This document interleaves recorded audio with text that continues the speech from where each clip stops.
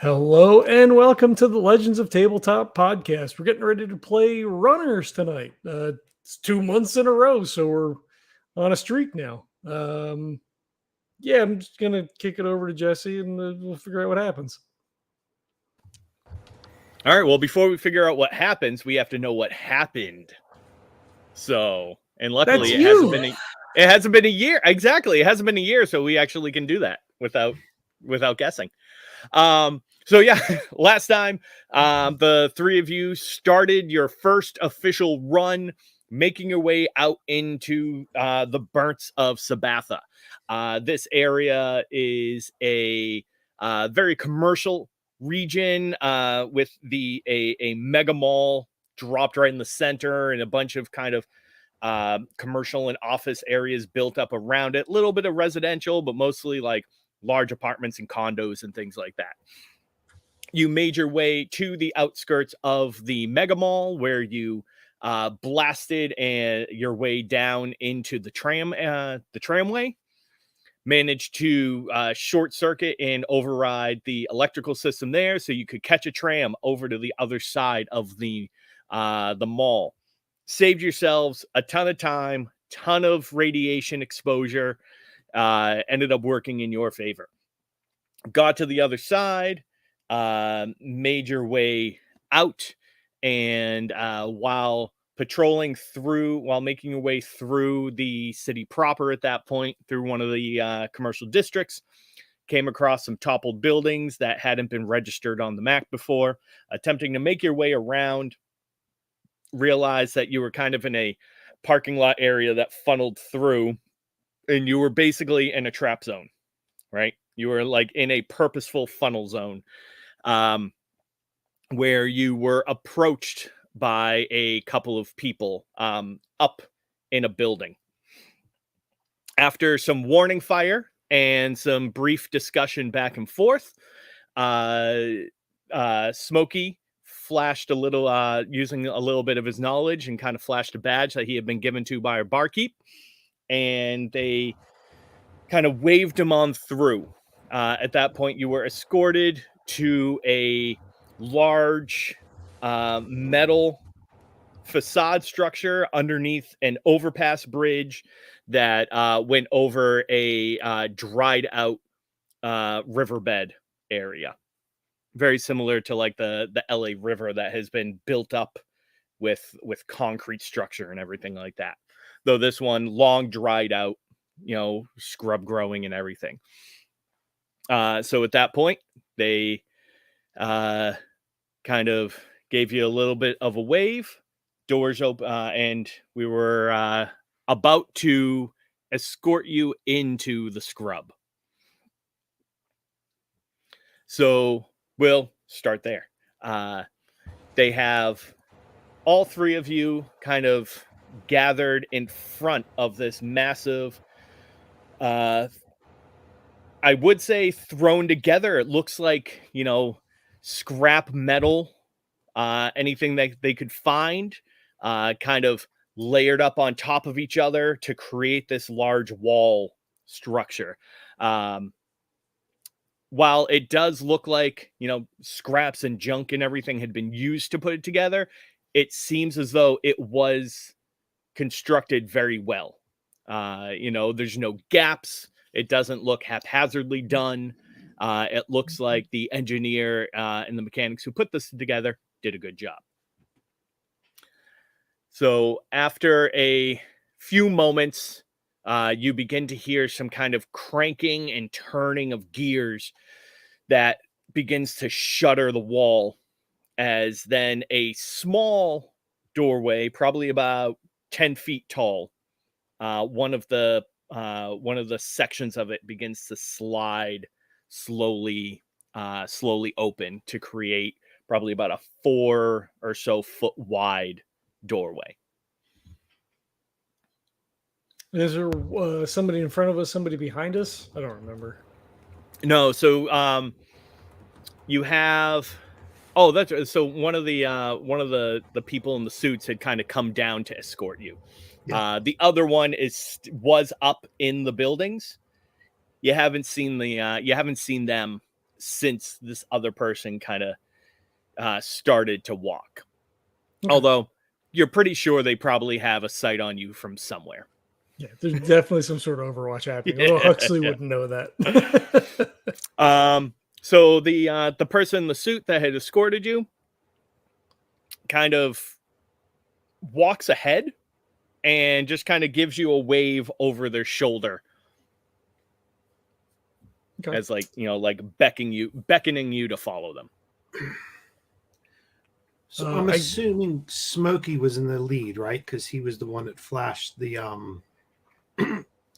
he flashed the coin, to show them, and that's when the door opened, right? Or when they didn't shoot us. Correct. Yeah. Yeah.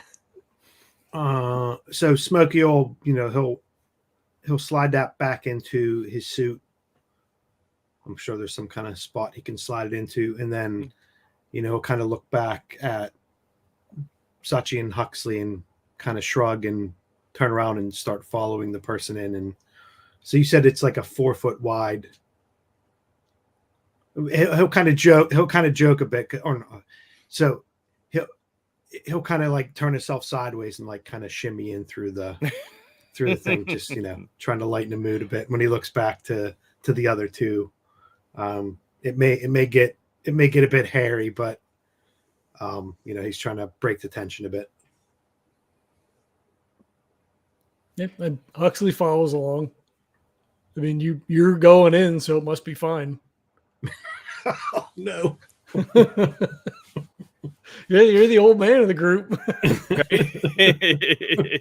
Zuchy figures if something goes down, Smokey would be the first one to go, so he'll be fine. I'll block the egress and not the ingress. So right. There you go. So yeah, they lead you in, and it's fairly dark inside, so you can't see too much, though you see kind of spotted dim lights here and there, almost like nearby starlight that you can see as you begin to get to the door. Is it because it's under the underpass, or we don't know that yet, right? I guess until we get in. Well, it definitely looks like a flicker of like LED light, of like light bulbs and things like that, but very dimly lit. Okay. Yeah. And as you begin to kind of walk through, as you clear the doorway and get to the other side, you can feel the pressure around you a little bit as a wave of air comes kind of rushing down and hitting your suit. Almost like walking through a waterfall of air. Kind of like when you walk inside to like a building at Disney World, how you just suddenly hit with the air conditioning. I think Huxley starts a little bit, right? Because I don't know that that's something that we would have in Ingram, right? Like it's probably some sort of a decon thing. Like I know that, but I don't know that Huxley would have that sort of sense. So like he just kind of, whoa, guys. Right, because I mean, especially in Ingram, like it's a little higher, well, definitely a lot higher tech than the scrub. But even as null zones go, it's still a little on the more high tech side. So, your decon is probably like infrared, UV lights, like all that kind of like heat, like it's all that kind of stuff. So you don't necessarily have to deal with this kind of low technology on your end. Yeah, so he just starts kind of like looking around like, what the fuck? Yeah. So are our sensors still reading like the tracking? We can see where we've come from, the GPS kind of built into our tracking and stuff. So that still seems to be working. It's not like anything's been shielded or blocked or anything. Okay. Yeah, and even it's Smokey that has the gauge, right? Smokey have The the Geiger game? counter, you mean? The Geiger, yeah. No, I left it behind because that would. Oh, speed that's me up right, yeah. Because I think I have it. All right, yeah. So you'll even see. So once you, So once you Yeah. kind of walk through and you hear that door slide behind you, your counter drops. You know, so it's not a. There's still some radiation. Obviously, you know, there's always background radiation that these will pick up, and it's more than that, but it's not a super significant amount. How many you all have comm units, right? Yep. Yeah. All right. Just to get a sense, so this is something more I guess more flavor than anything else, right? But what kind of external sensor do you have? Like, you know, you probably can't necessarily feel through your suit, but do you have, you know, like a microphone on the outside or something, like a way that you can hear things going outside? Or is it just, you know, whatever makes it through your suit makes it through your suit? I would think, and you two let me know if you disagree. I would think you would have to have something to hear the ambient, right? If we're going on a run and we're expecting to be attacked, whether that is some kind of, like mic on the outside that then feeds back into the comms, or, you know, there has to be some kind of mechanical as in mechanics of Yes. the Yeah. suit. To be able to hear around you other than just us talking to each other, right? Because it's not like we're in space where there's nothing there. Yeah. Right. Yeah. So I would assume there's some kind of, you know, some kind of sensor or anything built in to hear around you, whether that's all the time or it's like, you know, noise canceling headphones where you turn it up and down. Right. Yeah. I would assume there's a bit of something that we can hear, you know, what's around us. Sounds good. All right. Cool. In that case, how about all three of you go ahead and give me a health roll? Okay. Beat it's called a 3. I got a 3. Oh, Got a 5. nice. I also got a 5. Oh, there we go. So we have 2 yes ands and a yes but. Or no, Yes, but no yeah, but. I hit it. Yes, but because you hit it on exactly. That's right. Yeah. So yeah, we'll go with the yes but first. So Hux, all three of you are suddenly hit by the kind of echoing clang sound of this environment. It's just incredibly noisy in here. You know, it seems to be almost like a steel enclosure. So every sound in this area just echoes and pongs off every surface. To the point where it just seems like an endless loop of noise. So Hux, you're not hurt by it. You know, it doesn't necessarily disrupt your hearing, you know, so it doesn't hurt, but it's very disorienting. Right. One of it those makes things you more just, skittish. Like, turn the volume down, like yeah. To the point where I'll give you the option.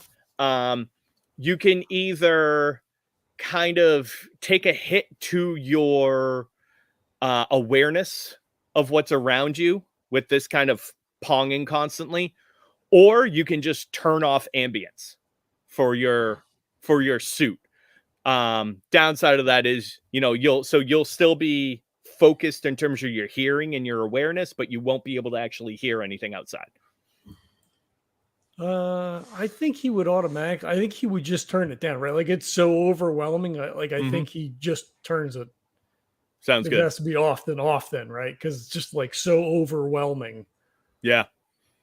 Sounds good. So yeah, it's even so as soon as that kind of hits, you're just like, boop, turn it off. You can still hear, even with the mic off, It's the muffled. subtle sound. You know, like driving with the windows up, you can still hear the wind going through, but it's not nearly as bad. Right. And he's just kind of like shaking his head and kind of like taps on the. Zuchy and Smokey, though. So you hear this, and you know, Hux is, I'm not going to necessarily call him upper class, right? But, you know, adopted by a doctor, all that kind of stuff. Not really used to the noise, the grind of life, kind of, especially in Ingram. The two of you, though, you know, you're used to, at the very least, being around near the mines, right? Smokey, you actually even worked in the mine for a little bit at one point, right? Mm-hmm. So you're used to this kind of sound. Yeah. So not only does it have no effect on you, and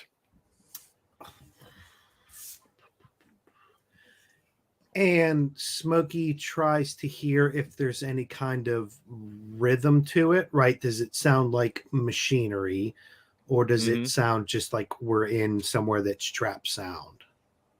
Sounds good. Yeah, there actually does seem to be a rhythm to it. There is the kind of chaotic, random sounds of, you know, people walking on metal platforms and, you know, doors closing and opening and things like that. But in the background of all that, there is this, actually probably a few different beats of noise that you can hear coming from different places. Okay, so there's like a pattern to it. There are some patterns to it. Yeah. Okay. It sounds almost like the constant drumming of a motor, you know. So you have that constant like do do do do do do do do do do do, and it's coming from a few different places.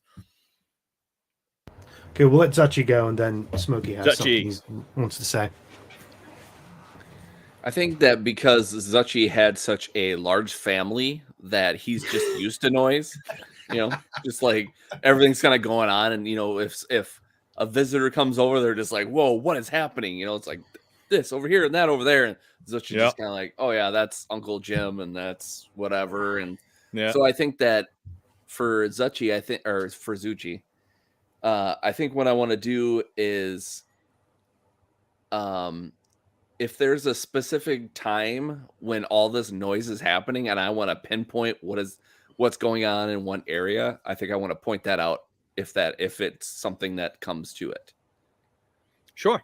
So if like someone's talking in a corner and I'm like, oh, they're obviously not talking loud enough for anyone else to hear, but because I'm kind of used to it, I can kind of pinpoint and be like, oh yeah, they're talking about that. Yeah. Almost like a teacher or something who can hear like specific conversations and things like that through all the background noise. Yes, exactly. Yeah, I like that. So yeah, what I'll do is I'll actually kind of take that, and when it's at a good time to kind of drop that out, we'll do that. Sounds good. So we're still following someone, right? There's that one person who let us in. Yeah. So I'll kind of, you know, look over to them and I'll turn back and see Huxley being a bit not shaken, you know, but he's a bit perturbed by the noise, and I'll just make a comment that, you know, is there any way you can turn down the industrial music? You know, you're kind of freaking the kid out behind me. And the person who led you in actually now turns around, and, you know, they have their kind of scrapped together suit that they're wearing, and they hit a couple of levers, and you see the suit kind of decompress a little bit, and they take off the helmet, and it's a girl, maybe 17, 18 years old, short red hair, super curly though. Her face is a combination of freckles and pock marks and scars all around. And she looks at you, you know, and she can see your mouth moving and everything through your helmet. and she kind of just waves her hands in front of her and then points to her ear. And you can see that she has earplugs in.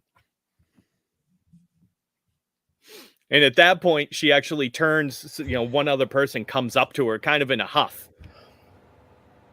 And she begins to talk to them in sign language. Okay.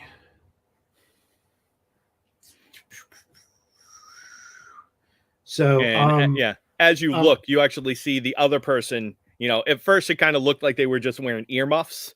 But it's very clear after you look at it for a moment that no, they were actually wearing like ear protection.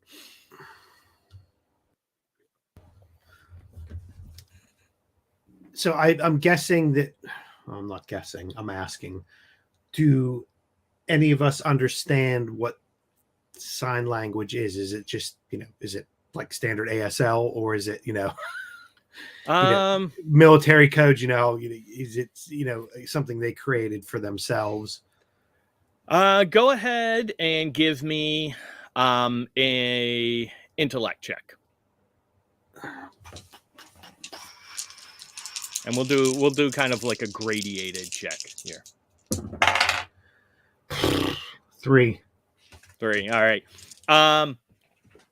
Yeah, all right. Well, so being from, for your short stint that you worked in the mines, because I think we talked about how Smokey's kind of done a little bit of everything before this, right? Yeah. Mm-hmm. Yeah. So you've actually seen people use a similar mode of communication in the mines like this before, and you recognize a few of the gestures.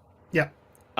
You don't know what they're saying, but you kind of get that there's at least a shared origin with this. So chances are she probably didn't create this. She didn't come up with this.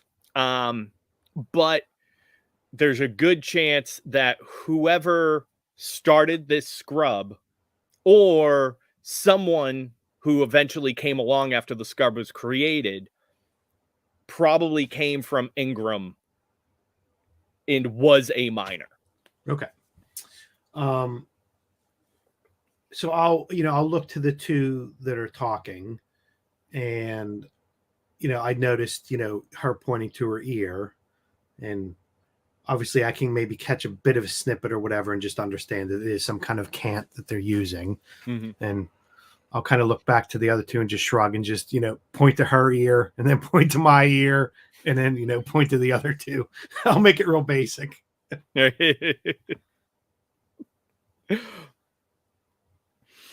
And yeah, so after they're done talking very briefly, she kind of looks back to the three of you and goes, 1, 2, 3, points at the three and waves you on. Okay. Mr. Zuchy, what are they saying? Do you know? Is it okay? I can't hear anything. I had to turn the speakers in. It's so loud in here.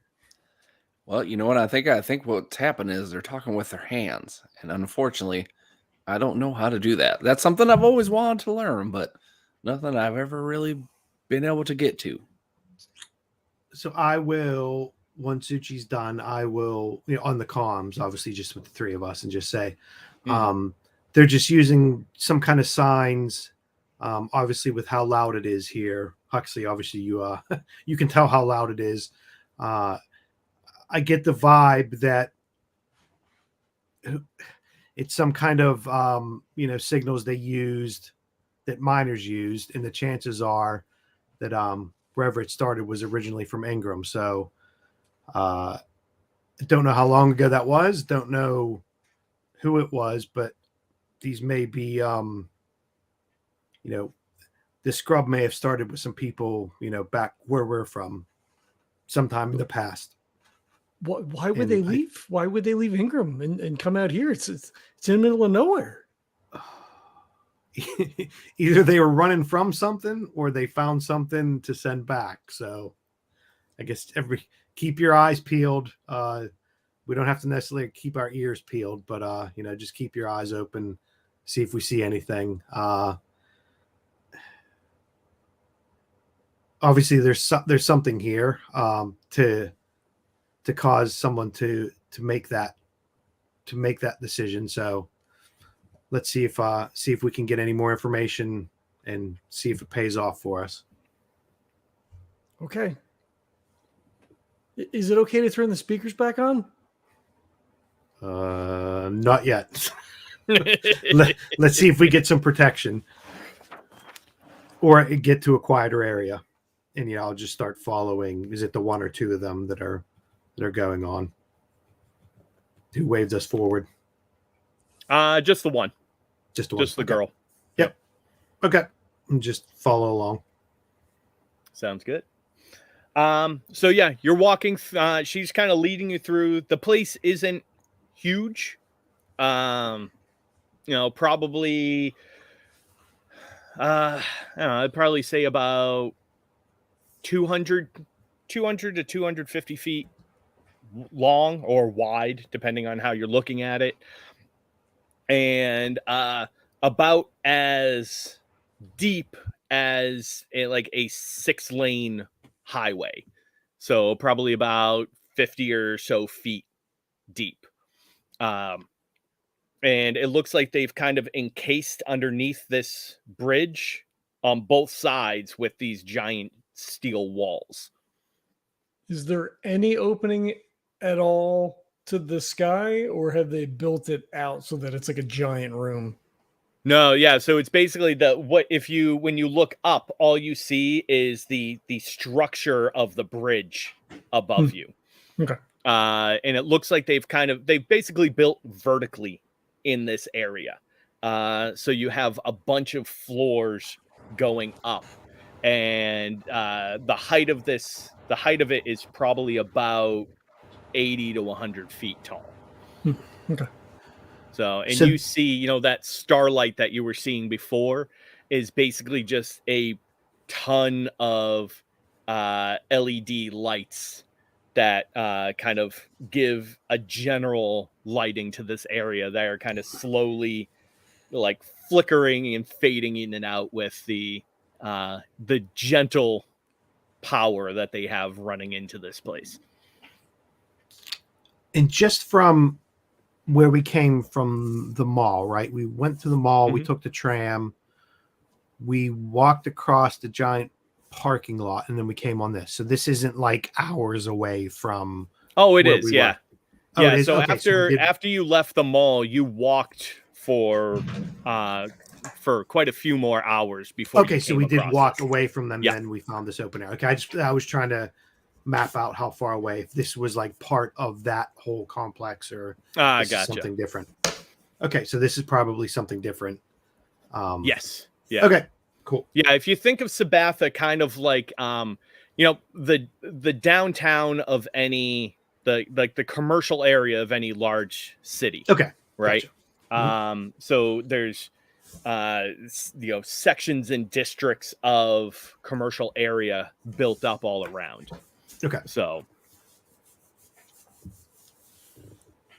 and then throw that to 1,000 as human civilization grew over 200 years. Yeah. So Smokey will just be looking around, so he'll check out what the lights are, and he's just seeing if he's just taking in everything, right? He's looking around to see if he can see any machinery, any other people, he's just keeping alert as he's following. Yeah. Go ahead and give me a, God, what are we calling it now? Let's say an awareness. Yeah. Can I also do that, or do you want to just do? Yeah, one? sure. I would be looking. If you want to, anyone people who basically wants to be looking around, go ahead and do so. And we'll do this on another. We'll set the base at 3, but we'll kind of do a gradiated after that if you want. I got a 6. Nice. A 6 and 2 1s. 6 is all that matters in core, baby. Yep.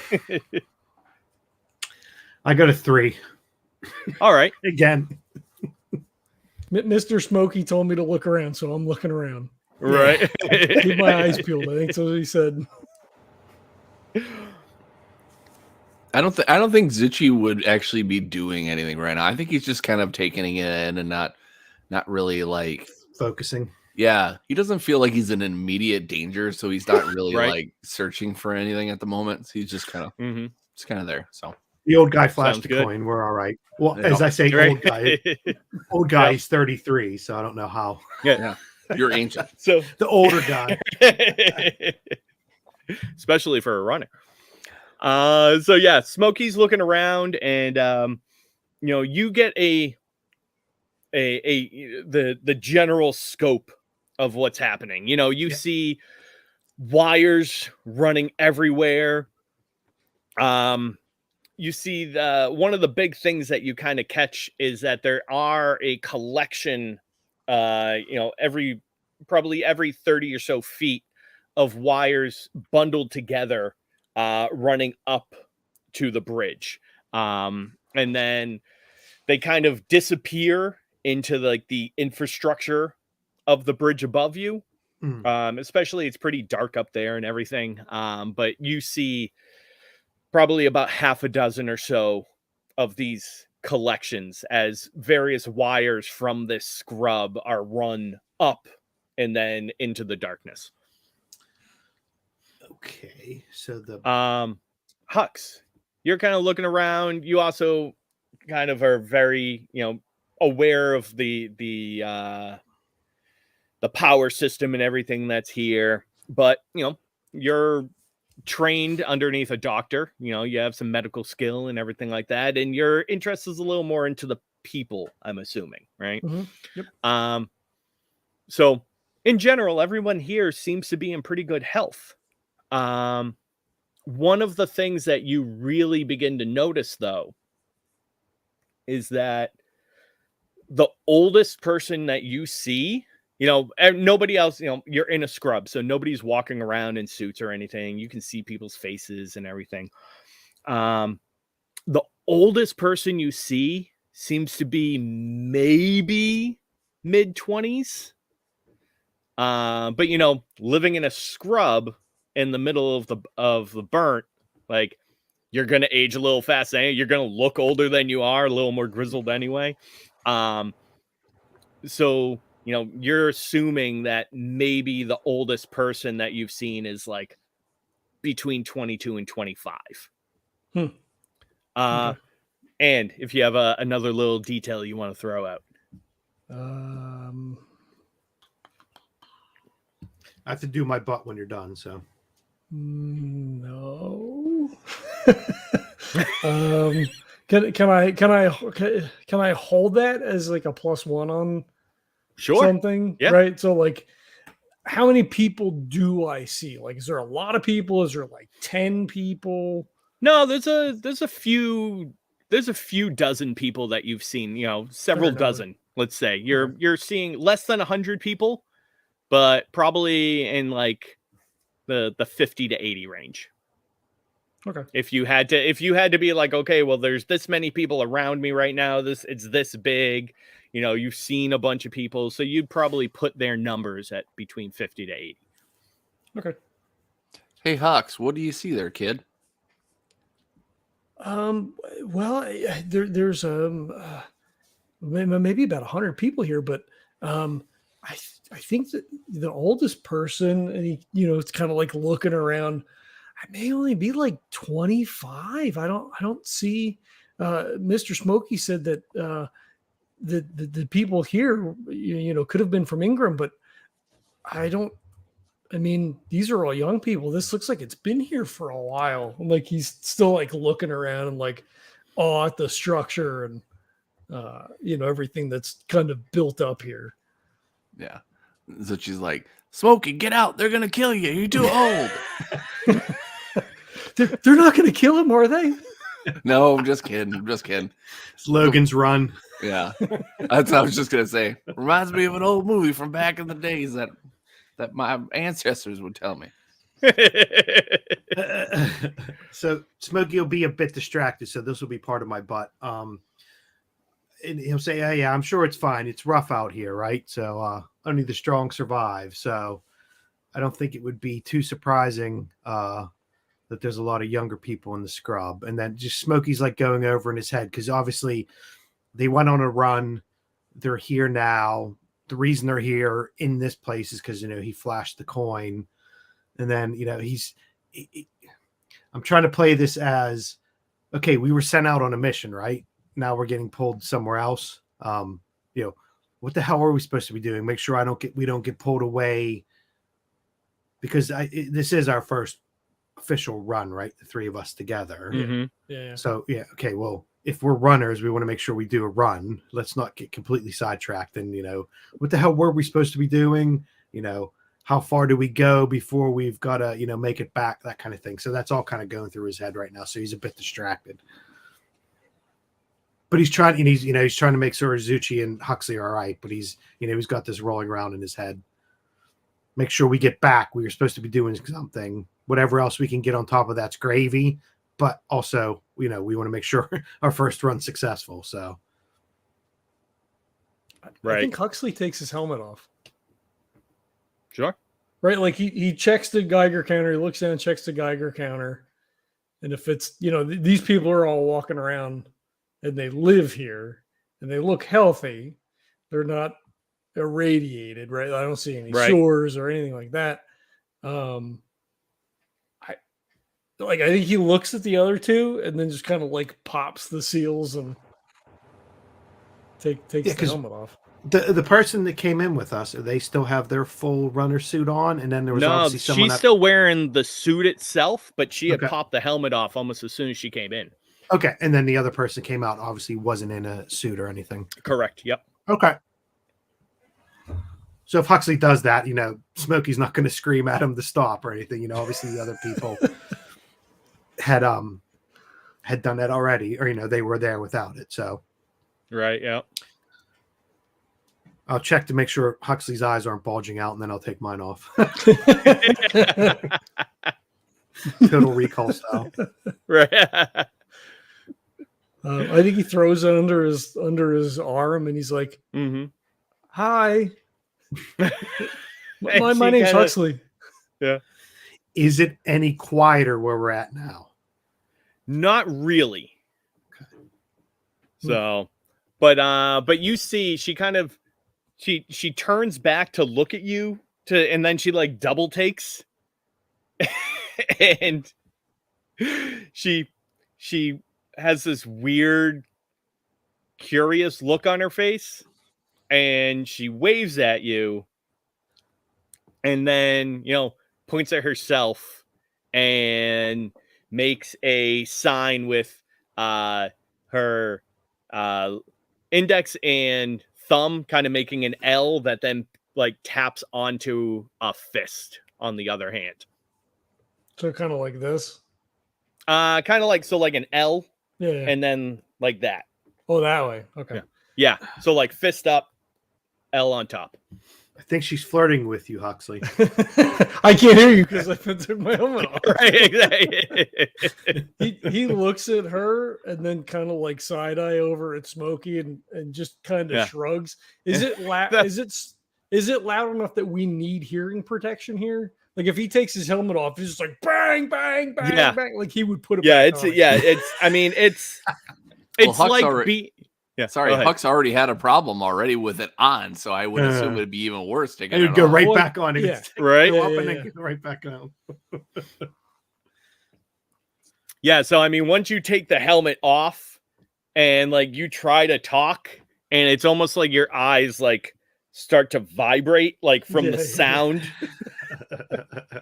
Okay, yeah. Then he's like, he's starting to take it off, and he's like, "Hi," and he's like, "Oh shit!" Yeah. And at that point, she just kind of rolls her eyes at you, and then does like an exasperated "come on" and points up a flight of stairs to a door, and she like goes like makes a big circle, so like all of us. And then points back at the door. Yeah, he probably just shrugs and follows. Yeah, so once Huxley puts his helmet back on, Smokey puts his back on and turns on the comms and go, okay, obviously, other than the sound, I guess it's an all right environment, but let's see where she's taking us. Maybe it'll be quieter, or we'll get something to protect our ears and, just follow, wave everybody and just follow her. Boy, I hope so. That's really loud. I didn't realize it was so loud because I turned my speakers off. Yeah, you weren't kidding. It is really loud. Hopefully, she seemed to give us the side eye. So I'm guessing they don't all live with this sound constantly. So let's see if they can help us out. All right. So yeah, she walks you up kind of a switchback of stairs. So there's a couple of little flights. And then she gets to a door. Looks like a normal door, kind of built into the side of a like an elevated apartment almost. No windows or anything like that though, because you're probably too afraid unless it's like a nice thick plexiglass that the shaking of the vibrations of everything going around might shatter the glass. So she leads you up, opens up the door, and kind of does like a grand bow to have you go in before her.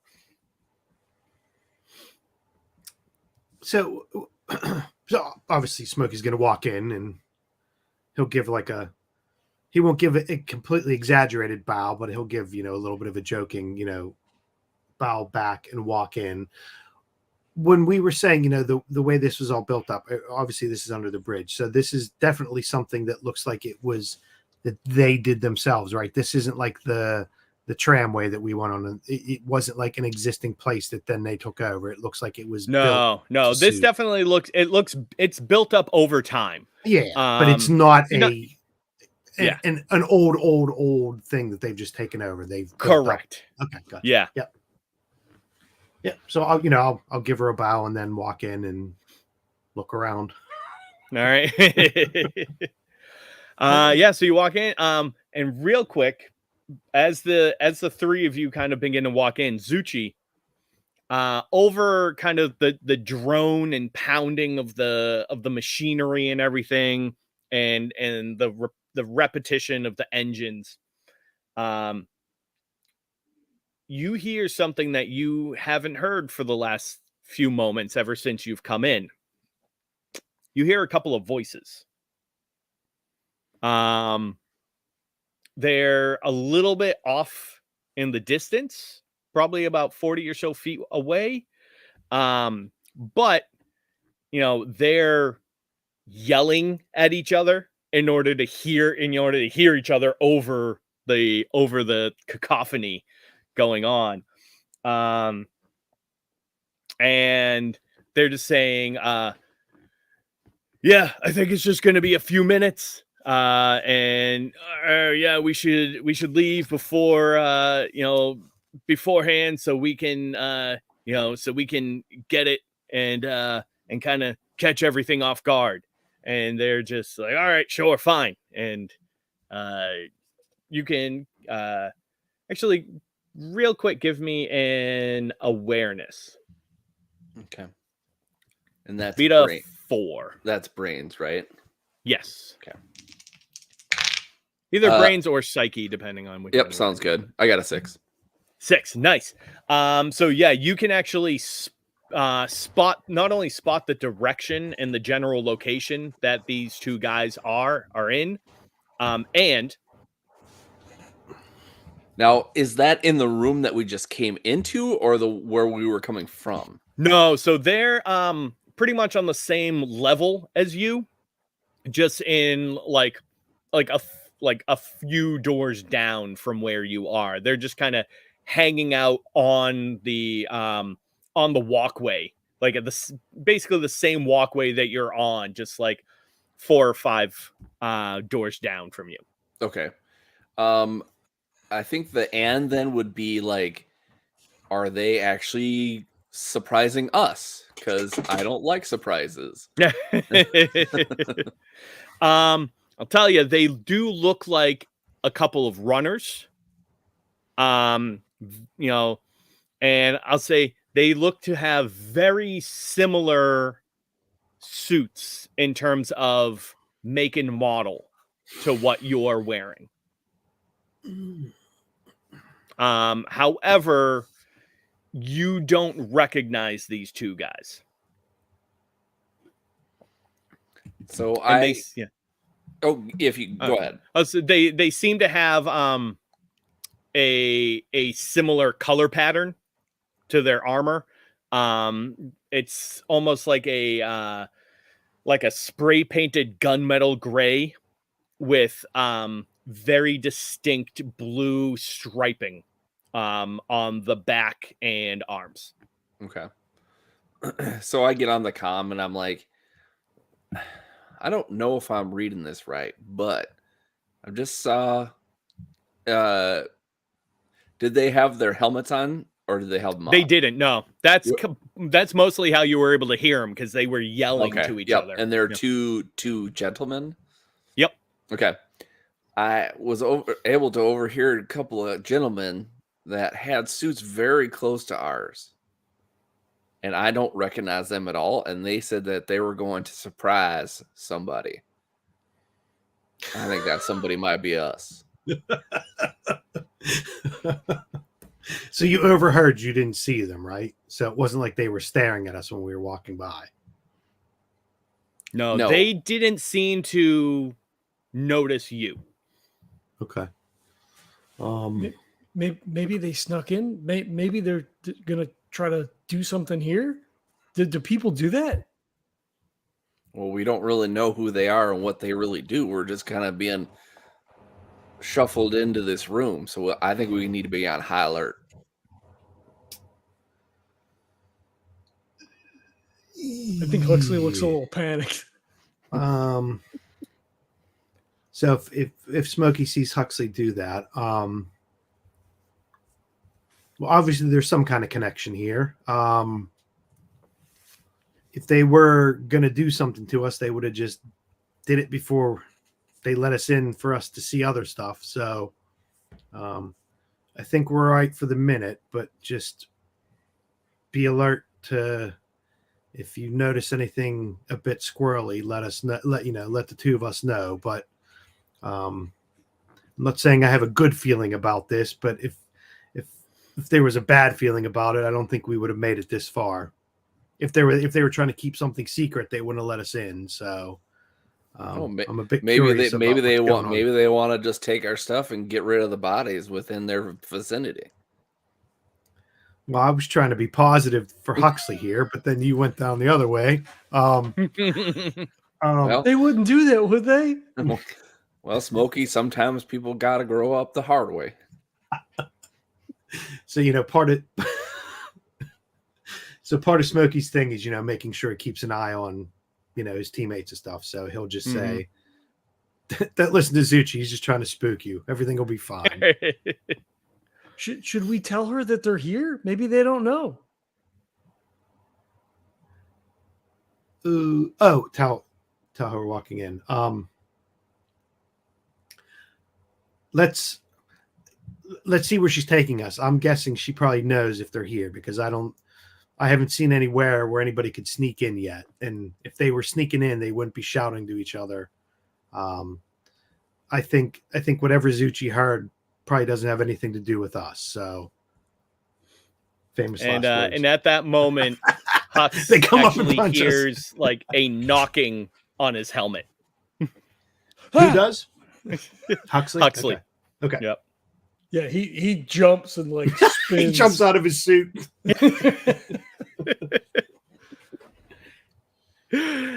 And the girl's basically just standing there, arms crossed. And she looks at you and is like, come on. Yeah, let's get going. I think we've stopped quite a few times in a way. I don't want to get it too mad at us. So Yeah, you realize like Huxley is stopped in the doorway and the other two of you are just on the platform on the outside. He kind of looks sheepishly at her, and he goes in, but like he sidles off to the side. Like he doesn't feel like he doesn't have like a whole lot of situational awareness, but like if somebody's coming in, like I don't know, like I'm gonna do something. But but it's like back against the wall. You know what I mean? Like, Right. Yeah. yeah. All right. So yeah, as she kind of leads you in and around, and as the three of you come in, it kind of goes in and then takes a quick bend to the left. And at that point, it opens up a little bit more into basically like a small studio apartment. And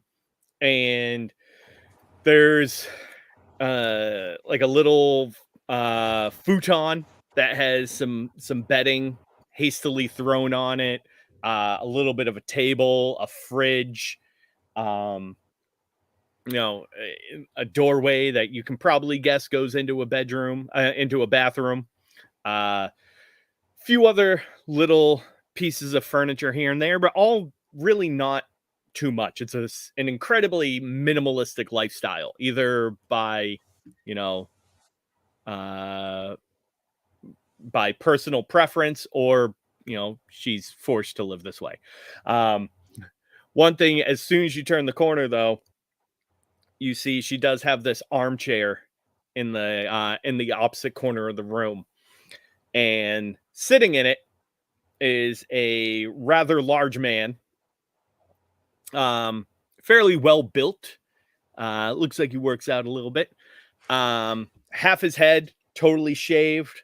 He has a cigar in his mouth, and the other kind of quarter lower part of his face seems to be missing. And he's just kind of sitting in the chair, top half of his suit off and sitting on the floor next to him. He's still wearing the bottom leggings part. And he has a 50 cal rifle, kind of like a Barrett rifle, leaning against the wall right next to him. I've shot one of those. Oh, really?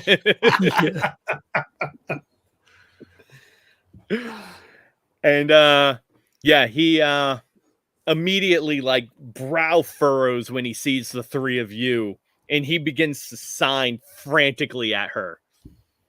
And go ahead. Huxley just says, how does he smoke the cigar? And he kind of like moves his hand up kind of like by his head, because like, like, what the fuck? Oh, you even see like as he's signing, he's like breathing kind of heavy, and he has the cigar out the side of his mouth, and there's actually smoke like kind of coming out the other side of his mouth a little bit. It was like in Beetlejuice, the agent, the smoke coming out. Yeah, right. And she just makes like a like cut across the throat gesture and says, "All right, come on now, dog. We can at least show our guests a little bit of respect." Okay, do we hear that? Oh yeah, she talks out loud at that point. Okay, so Smokey's gonna take his helmet off. He's gonna grab his smokes and pull out a Zippo lighter and says, "I'm assuming this is a smoking area." So he'll light up his cigarette and start smoking and look at. And he'll just say, "Is dog? Is it? You seem to be a bit antsy. We were just walking through on a run, so nothing to get all excited about." And he'll kind of he's trying to look back just to make sure Huxley's not bouncing up and down or anything. he's fidgety. His leg is bouncing. Like you can see him moving. And yeah, dog just shoots you a glare. Okay, like you went further with that. Yeah, he barely moves. You can see him kind of tap his fingers a little bit on the side of the chair he's sitting in, but he just kind of glares at you. And the girl says, "Oh, he don't speak all that much, but I think that's sometimes for the better." The better for us or the better for you? I think better for the people around him, and probably for the best of his health. If he was able to talk to most of the people here, I think he'd probably he'd have to beat up a lot more people than he usually does. Smokey will smile. And is it apparent that they're talking? I'll flip my speakers back on if it's not loud in here, then I'll take my helmet off. Yeah. Oh yeah, it's absolutely, you can see, Smokey's taking his helmet off and he's very clearly talking. Her mouth is moving. She's probably talking. So okay. Yeah. I'll take my helmet off. And at this point too, she's actually taken her earplugs out as well. Okay. So when Zuchy told us he saw he heard the voices and saw the other two people, they had kind of suits like ours. I guess we would have noticed if she had a suit like ours, right? Mm-hmm. And she doesn't. No. Hers seems, completely different model. Much older than yours, even though yours goes back, yours are hand-me-downs and hand-me-downs and hand-me-downs and hand-me-downs. But hers seems to be even older than yours and very, well taken care of as much as it can be. It's like trying to take care of a Model T with like my first toolbox set. So, and what about his part of his suit, whatever he's wearing on the bottom, right? Yeah, his as well seems to be a little bit more upkept than hers, but still very old tech. Okay. So his gun seems to be newer than his suit. So Smokey's gonna say, because obviously this guy got a bit antsy, or he got a bit disturbed, and say, well, you've got three of us in here, and I think we noticed a couple other people in here that kind of looked a bit like us, but not totally. So is there an issue with that, or is there an issue with us? And she kind of looks at you and I really don't know. We don't got much of an issue. He just particularly doesn't like me hanging around other people. He's a little protective, a little bit of a watchdog, you could say. So it's your problem, not a me problem, then. Oh yeah, you don't got nothing to worry about. And she looks back over her dog and it's like, for the most part. I think Huxley just blurts out, like, what happened to his face? That is it. I might be able to. Do you guys have any? We have some. I don't think I have anything for that. Zuchy actually like holds a hand in front of Huxley and is like, "Kid, you don't say stuff like that out loud." No. That's something that happened with him. That's his business, not yours. You cannot fix it. It's rough. But I might be able to fix it. No, you cannot. Believe me, even if you wanted to, and you could, you cannot. And he actually like was gonna keep his helmet on, but he actually takes it off and like gives him a stare, like, shut the fuck up right now. Wait, I'm gonna make a roll. All right, I get it. I got 2 6s. I pick up what you're putting down. He's like, oh. So then Smokey will kind of look around now that Zuchy's taken his helmet off and start talking. So I'll say, so I guess introductions are in order. Do you want us to go first, or do you want to go first? At that point, actually, Dog will get up out of the chair and he signs something really quick to the girl as he walks past Hux and the rest of you. And he kind of bumps Huxley a little bit as he walks by. Dude's probably a good 6 inches taller than you, probably outweighs you by about 100 pounds. Right. And he like glares out of the corner of his eye as he walks by. And then Smoke trailing out of the hole. Yeah, exactly. Yeah, out of the other side of his mouth. And she goes, that there's Dog. I'm Lily.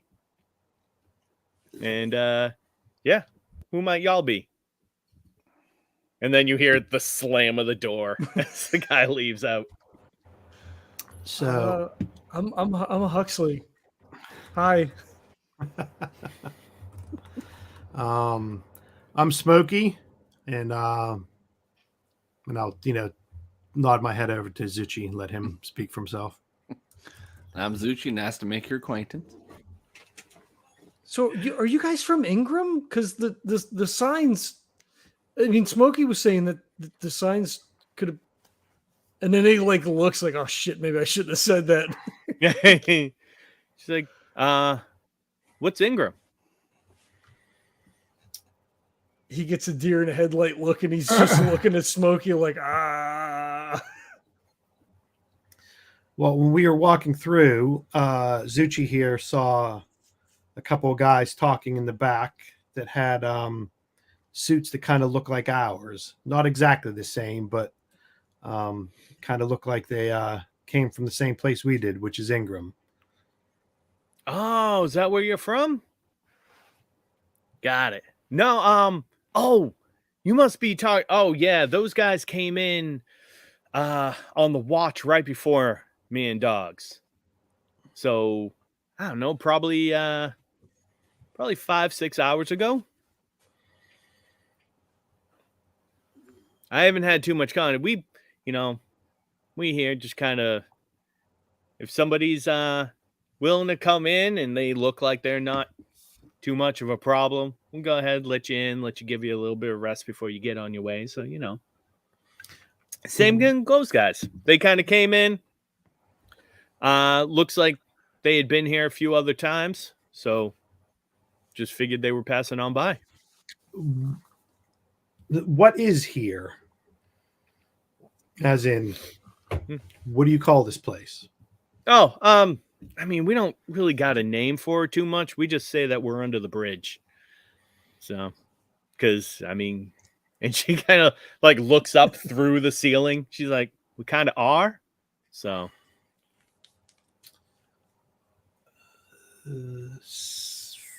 So this is kind of just, you're expecting us, this is kind of just a way station for us, right? You're going to let us crash out for a bit and then we can head on our way.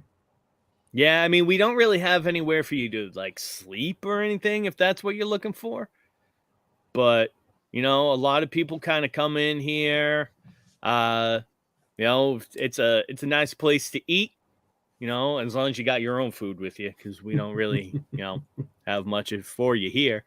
But, you eat, take a breather, and then get on your way.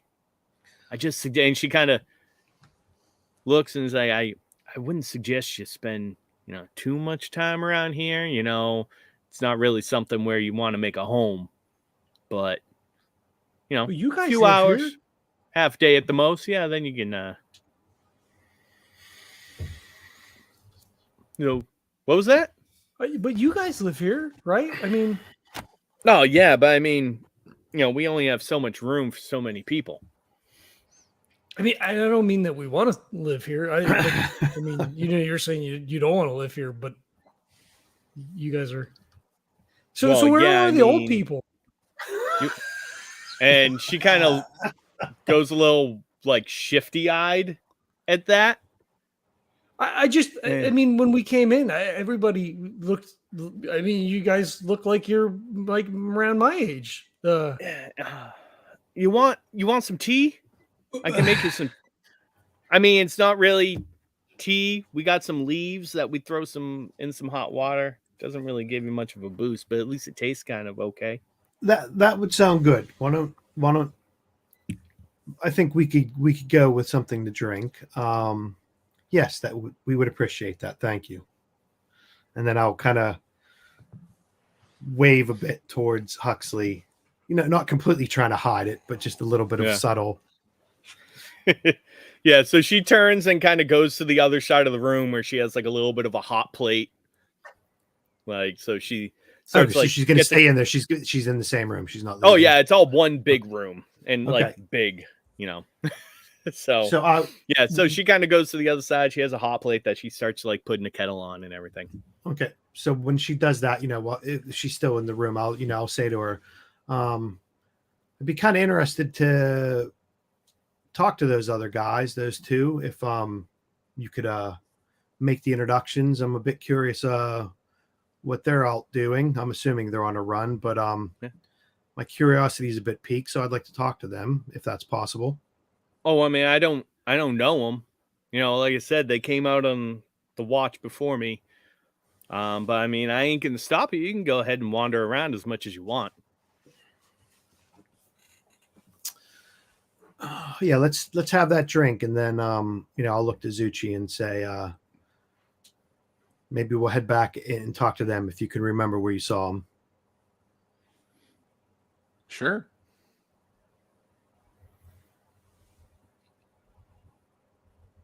So Okay. yeah, she kind of boils Grab the a water, drink. steeps the leaves in it.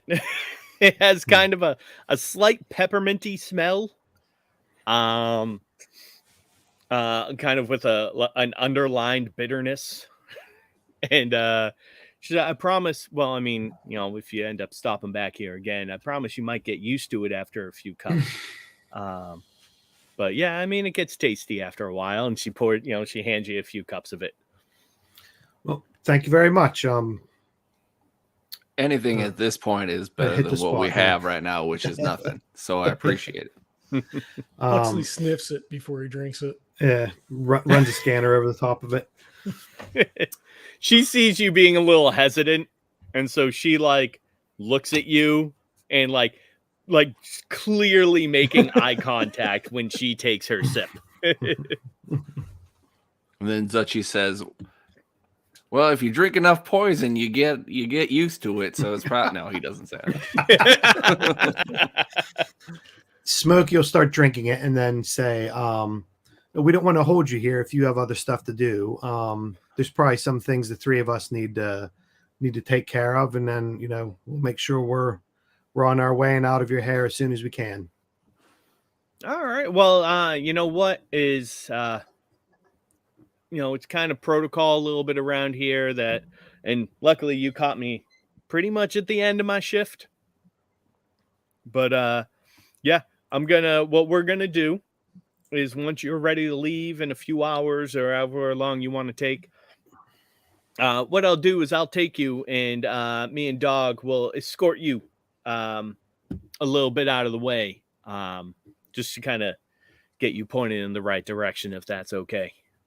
Oh, we get to be escorted by that amazingly wonderful and very soft-spoken and very not scary at all dog.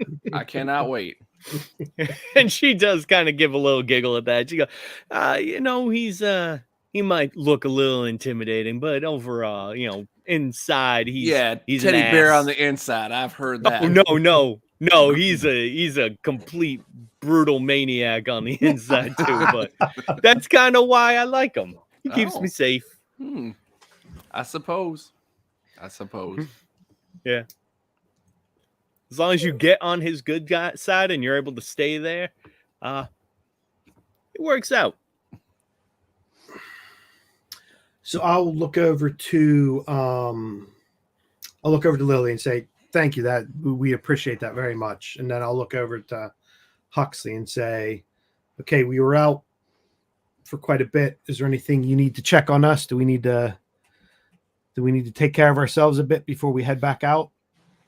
How do you feel? You guys took a lot more radiation than I did. Do you feel okay? So I put down that I had 4 radiation damage. I don't know, Zuchy, what you put down. I'm also at 4, so I didn't take any.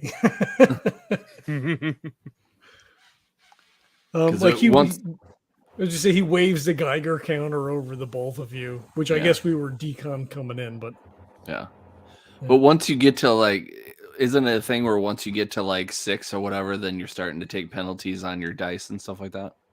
Yeah, so once you hit 6, you mark one of your stats as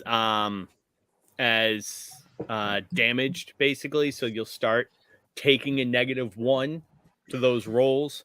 And then once you've taken a hit to all of your stats is when you start taking a long-term effect. Okay. So just mechanically, so you said we got deconned when we came in. Mm-hmm. So is there anything else we need to do before we head back out? Me and Zuchy. So there's, in terms of, healing radiation damage or anything, that takes a little bit longer than the time, quite a bit longer than the time that you have here. And unfortunately, you don't have you don't have currency to buy stuff. I'm sure if you had anything that you would be willing to trade, then someone might be able to make a deal with you and you might be able to get something that could take care of some of the radiation. But yeah, in terms of your visit here, it's pretty much rest up, eat. If you want to trade, you can trade, that kind of stuff. But you're not going to be here long enough to, naturally heal. Yeah, any but damage. we're fine here staying, and I think we mapped out our run to be out, not being out in the open. Mm-hmm. So we're fine. If we waste some time here, it's not going to affect us when we go back out. It's not going to cut our time getting back or anything. Right. Yeah. I mean, obviously, if you spend 3 hours here, then you're going to get to the other place 3 hours later.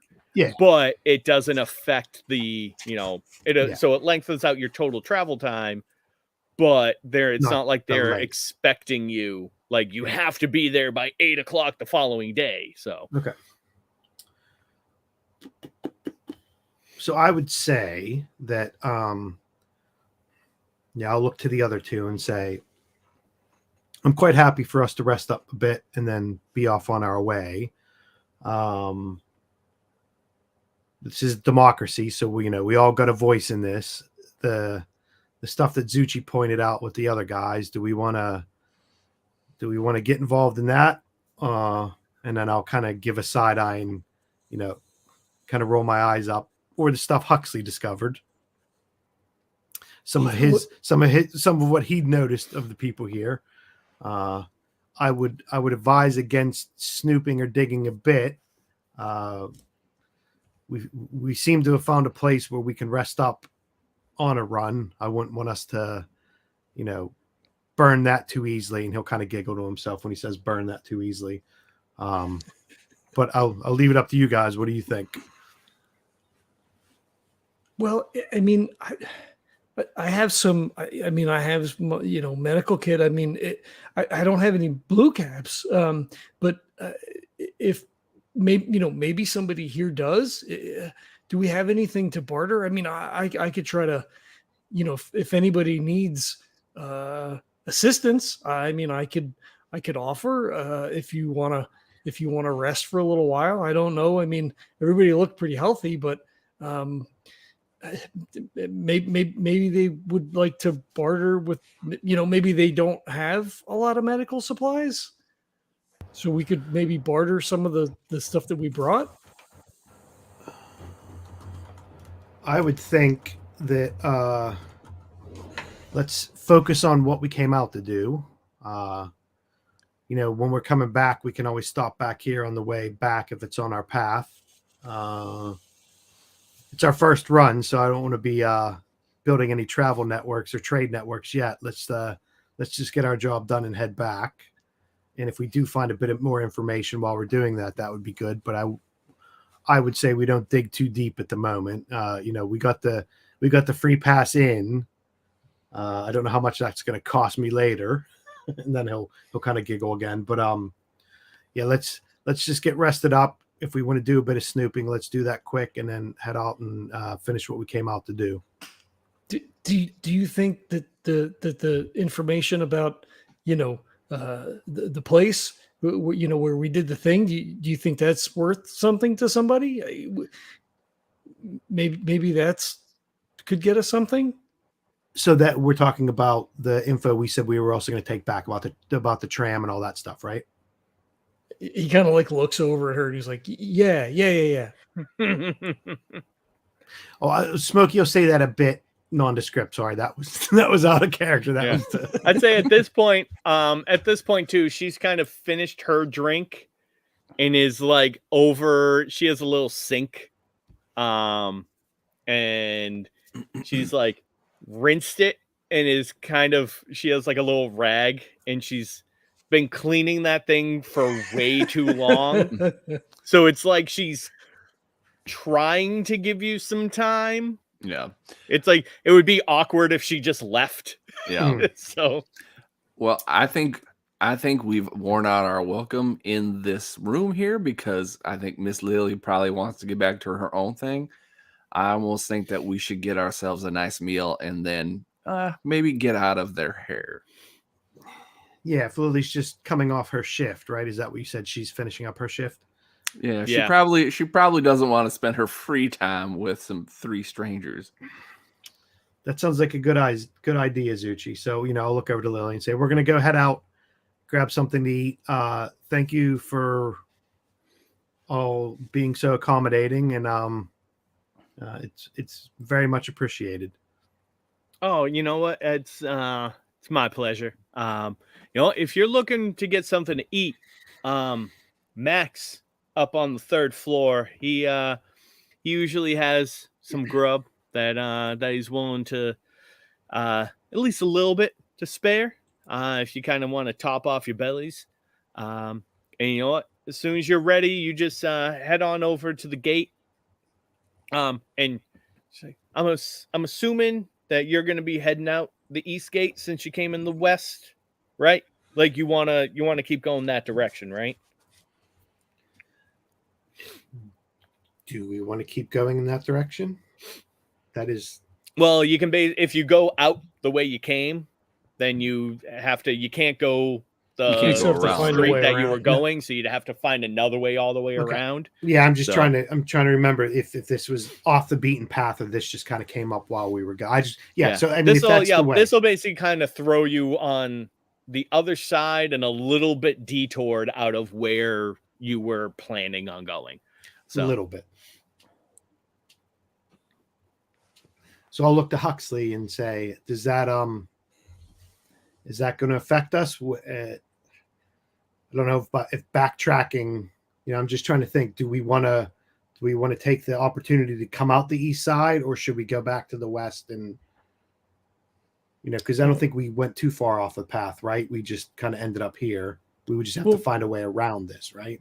Yeah, the building. I mean, we were looking for a different way around. That's when they found us, and he'll tap a couple of buttons and pull up the map and look to see if where she's talking about puts us kind of where we want to be already. Anyway, at that point she'll go, "Oh, holy crap!" and she'll like start swiping her hand through the hologram.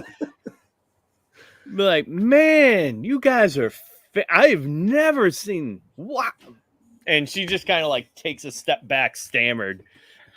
And then Huxley looks like he stepped in dog shit because like, oh no, maybe I shouldn't have done that. And it kind of like makes it a little bit smaller, but he's still looking to see does it seem like that's going to be a good spot for us if we go out the east gate? Like it puts us kind of still where we want to go. Okay. Yeah, it puts you on the opposite side and down probably about a dozen or so blocks from where you wanted to be.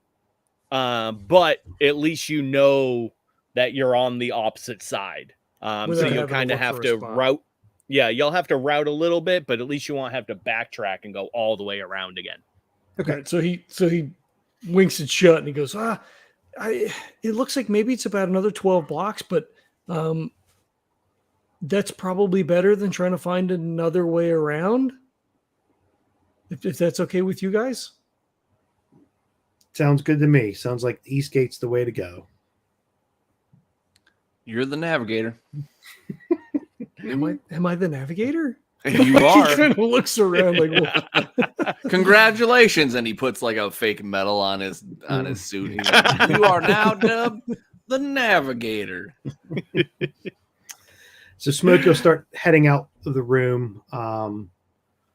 I'm assuming we're in an area now where it's a bit quieter, right? So it's Yeah, not, when not when just that this room. door's closed, it's you can see too, and there's like, you know, kind of like soundproofing, like haphazard. Oh, it's basically like really thick blankets and things like that, and like some foam they found like thrown up on the inside. So you can still hear the gentle drumming outside, but it's much, much, much more muted. Okay. I'm just trying to say, so if we leave her room, I'm just trying to look for a common area so we can go sit down and grab a bit of what we brought with us to eat real quick and just see if there's anyone else around in that common area. I'm assuming just somewhere, some chairs and tables to sit down. Sure. Yeah, I mean, she did tell you that there's a place up on the floor and a few places down that you could potentially go. So okay, cool. Yeah, let's do that. So I'll lead the guys out and we'll go find somewhere to sit down a bit. With the three of us, and if anyone else happens to be there, just to check out to see if we notice anyone else. Sounds good. Yeah, so she'll just kind of wave you along, and when you leave, like as soon as that door opens, you hear like again, and she kind of just points up at that point and kind of gestures in the general direction that you want to go if that's where you want to eat. Yeah, sounds good. I gotta put my helmet back on then, probably, since we don't have any ear protection. He kind of like shrinks a little bit and then puts the helmet on. Okay. Yeah, and as you get out, Zuchy, you kind of look down to where those guys were, and they're gone now. If you go up, there's kind of this open area that once you go through, there's a little on the door, almost like in chalk, is just scrawled Max. And no lock, no nothing like that. Door opens. There seems to be like a handful of different tables. So it's like an old picnic table, like a fancy dining room table, like an outdoor plastic table, so like someone would have on their back porch. Just a few different things, bunch of different random chairs all strewn about. Okay. Smokey's going to go sit down and start unpacking. I'm assuming we brought a bit of something to. There you go. Yeah. To gnaw on. And basically on each table is just laid out random food. Some varieties of lettuce, vegetables, strawberries, all kind of small in like little groupings, but looks fresh at least. So okay, yeah, so Smokey's going to sit down and start eating what he brought. He's not going to eat what's there, and then just look to the other two and just say, so when we finish up with this, do we want to head out or do we want to spend a bit more time digging around in here? Well, I mean, we know that it's here. I mean, I guess it's useful information. And he goes to like bring the map up and then thinks better about it. He says, well, we should mark this on the map later. That way, because they didn't tell us and it wasn't marked. So if we mark it, then that's good. That's good intel, right? Exactly. What do you think, Zuchy? Well, I don't know. I feel like we're welcome here, but I don't feel extra super warm about it, if you know what I'm saying. So I feel like, just us taking a rest here, getting a little bit of sustenance, and I think we just need to go. Like, I don't trust that, no one's as old as you. It's kind of weird to say, but, I understand that living is hard out here, and sometimes that happens. But when we brought up age to Miss Lily, she wanted to skirt around the issue, and I don't like that, especially when there's a big burly man that's probably in charge of all this. It doesn't quite like us. I think what we've noticed, what we've seen. So, like Huxley said, we'll mark under the bridge. So we'll have that bit of info on top of the stuff we got before. And it might be better to talk to someone else in Ingram about some of the suspicions we have around here. It's only 3 of us. So if it does go sideways, none of that information will get back. So it might just be good to remember what we saw here and get our run done and head back as soon as we can. So to make sure we haven't just stepped into a bear trap and we're able to get out. We don't want to spring that bear trap with just the 3 of us. Yes, most definitely. I've had better welcomes, let's say that. Yeah, so Smokey will finish up. He'll eat a little bit of what he brought. Take a quick drink, then he'll light another cigarette and then say, "Okay, so let's give it about 10 minutes if you guys are ready. We'll go head out to that east gate." Is there anybody in here? Are there other people eating? No, it's empty except for the 3 of you right now. So Max isn't here either. It's just No. kind of like an empty. No, and even space. you see up on 2 of the walls there seem to be like PVC piping and a little bit of shelves, and there's vegetables and fruits growing along the wall. So he seems to have like a vertical hydroponics setup. And so it's kind of like the same thing. Oh yeah. So yeah, it looks like Max basically has a garden, and probably once or twice a day maybe picks some food, puts it out, and then maybe comes and refills it. You can see about half the tables here are really picked over. Couple of them are completely empty.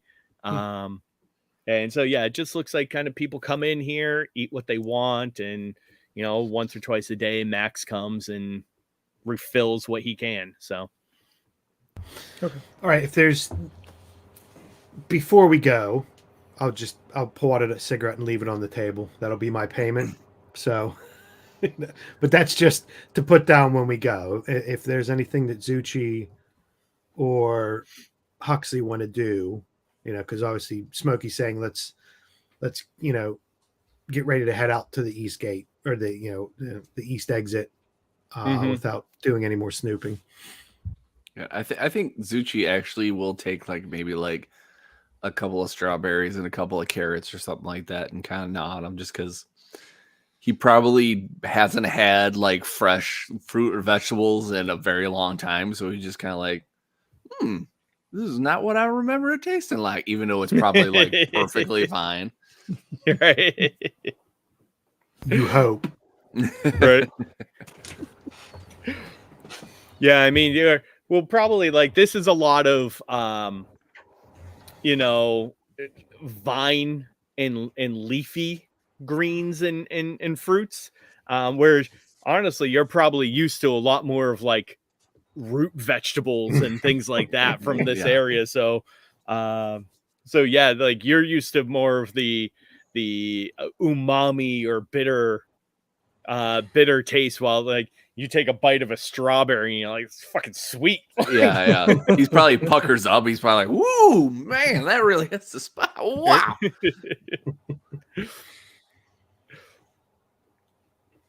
Yeah, so I'd say unless anyone wants to do anything, I say we go head out, finish our run. Yeah, if nobody's in the room, then he would actually mark this location on the map.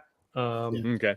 Look at the distance, kind of calculate where we are, how far we've been, that kind of that's his stuff, right? So he kind of does that. But yeah, he doesn't he's asked to blurt it out a couple of questions and got no responses. So yeah, he's if they say it's time to go, then it's time to go. All right, so you take a few minutes, kind of fill up on rations a little bit, eat some fruit, and then when you head back down, you see that Lily is already at the east gate, and kind of sitting there with her suit on, except for the helmet. She kind of just like holding it, kind of swinging it back and forth. So Smokey will say, thanks for letting us in. We let Max know we appreciate what he left out for us, and hopefully we'll see you again, maybe on our way back or when we head back out again another time. Oh, prom. You're really planning on taking off so soon?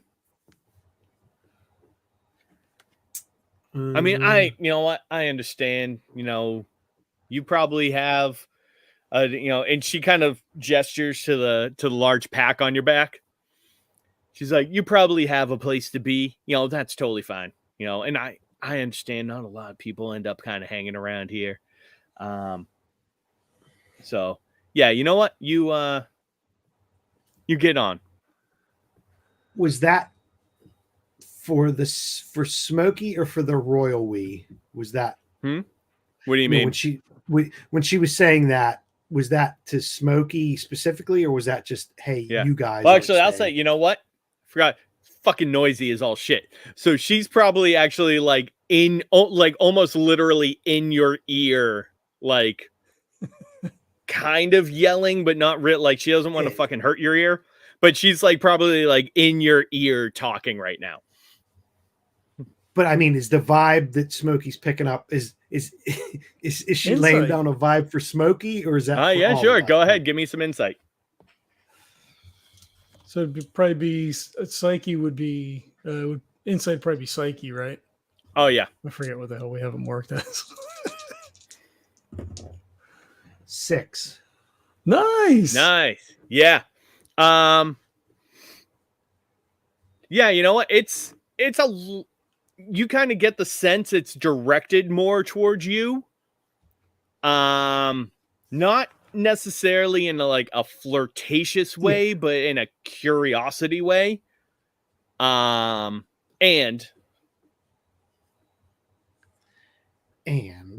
she licks the side of his face. Ew. So is it, and Smokey's trying to see if it's a oh shit don't leave vibe, or wow, I just caught this mouse running around, I'm gonna poke it and look at it vibe. Is she like, yeah, don't leave me here, or no. So I mean, she looks super. Yeah. Or dog told me to keep them here and don't let them leave, kind of thing. No, it's very, very friendly, actually. Okay. It more so of like, she probably doesn't get to meet people outside of outside of her scrub all that often. Okay.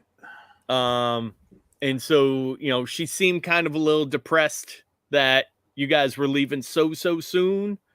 But, at the same, and she kind of almost had that, you get the sense that, when she saw that you were, especially like gesturing to the cargo you had and everything like that, and mentioning that you're runners, it's that like exciting outside the scrub lifestyle that you lead. So she was just kind of enamored with that, I think. Okay. So this is what I'm thinking. So obviously we'll wait for John to get back to make a decision. But Kurt, I'm thinking, you know what? My thought is we can spin some yarns for her. Obviously she wants to know about the outside and stuff, excuse me. So we can spend some time just chatting about where we're from, not too in depth, right? Not like, okay, well, this is where all the guns are, this is where all the money is, that kind of thing. But just, giving her a description of, some of the outside, and maybe we try to get a little bit of information from her, if she can say who those two guys were, or fill us in a bit on, if we handle it tactfully, about, yeah, why the fuck's all these young people doing around here? Is this like a frat or something? That kind of thing. So I say if she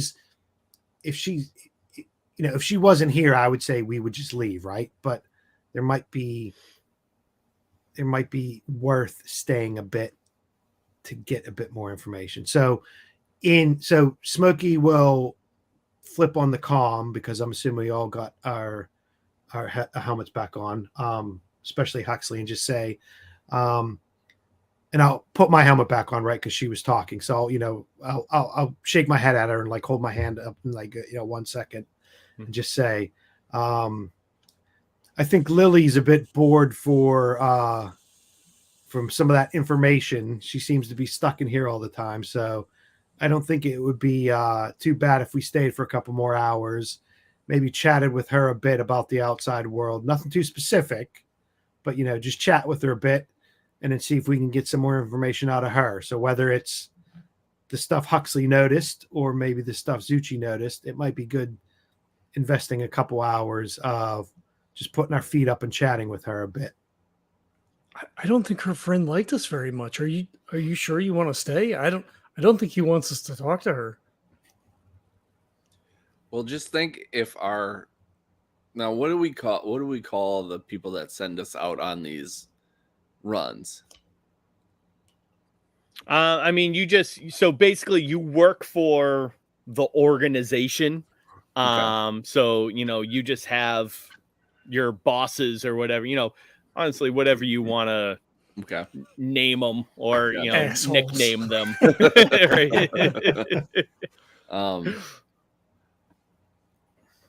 God, what would be a good name? Well, what was the guy that we talked to that told us about our first mission? What was his name? Was it Briston, wasn't it? That was our trainer? Yep. Briston, yeah. Yeah. Just be like, I don't think Briston and the organization would take too kindly for us, just, spending too much time talking to somebody we don't really know and not getting on the mission at hand. I don't know. But that's just me. Again, I'm not going to try to sway you both one way or another. I just feel like, I don't know. Maybe we could get something on the way back. I feel like right now, I don't know. I don't get a good vibe. Lily is the only person I get a good vibe from, and that is it. Out of how many people that are here. Well, if we stay, I mean, Mr. Smokey, if we stay for a couple hours, then it'll be dark. I mean, we don't want to run in the dark. I mean, if we're going to stay, then we should probably stay where we should go. And they definitely did not want us to stay the night. Out of character, I think the whole run was like 8 hours? I think 7. 7? Crunch the math right, yeah. And how long have we run so far? Because Huxley did the math. Yeah, going by the damage that Zuchy and Smokey have taken, I think it was 4 hours. So 3 hours. All right. So do we have some sense of what time it is? Do we have watch us still world? Do we have that? Yeah, of stuff absolutely. Yeah. Okay. Yeah. I mean, it's probably say like 1:15 right now. Okay. Sorry, go ahead. I was just saying, if we stayed a couple of hours, then even in the summer, we're going to be getting into dark if we have 3 hours to run still, assuming nothing happens. Yeah. Mm-hmm. So I couldn't remember. Was this an out and back? Was the 7 hours? Or was it just the out was 7 hours? From Knoll to Knoll, it was 7 hours. Okay. That sounds right. So we weren't going to go out, do our run, and then head right back, right? It was go out, do what we need to do. Was the 7 hours, and then was it 7 hours back? That's correct. Where I was confused. Yeah. Okay. So in character, then Huxley would say, after checking his watch, or pulling up the hollow or whatever on the fucking suit. Yeah. I mean, if we stayed for maybe an hour, we should still be able to get there before it gets dark, assuming nothing happens. But a couple hours seems like too long, Mr. Smokey.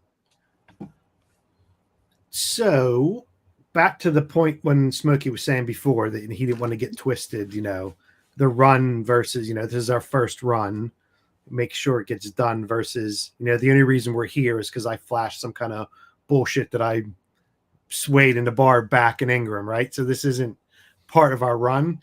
So what I'll do is, I'll flip the column back on and say, don't put your minds at ease. We'll head out, but we may want to stop on the way back if it takes us this way, or find another run that heads us into this area. I think Huxley's right. We don't want to let the sun go down too much. And Zuchy's right. He's got that weird feel about this place. So we'll head out. So I'll flip the comm off. I'll take my helmet off and, go back and talk to Lily and just say,